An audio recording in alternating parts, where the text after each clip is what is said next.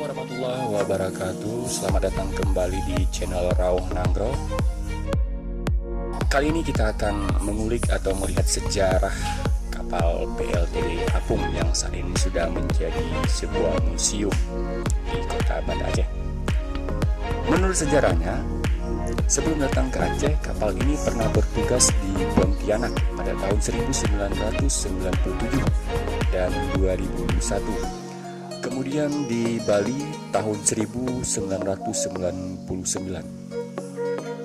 Setahun lebih bertugas, perjalanan kapal tersebut harus terhenti pada 26 Desember 2004 saat berangkat di Pelabuhan Uleli untuk mengisi bahan bakar.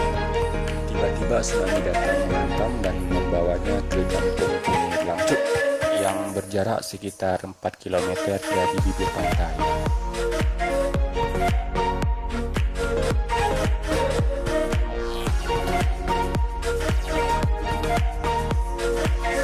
PLTD Apung telah menjadi salah satu tujuan wisata utama di Banda Aceh.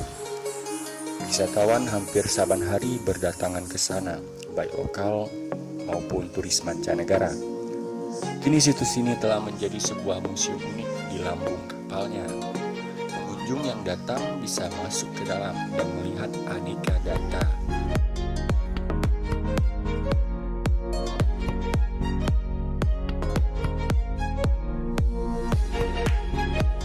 Museum PLTD Apung yang beberapa tahun lalu baru dibuka menyajikan berbagai informasi penting. Bagian dalam didominasi dengan cat warna oranye yang terbagi atas 2 lantai. Tertarik untuk mengunjunginya?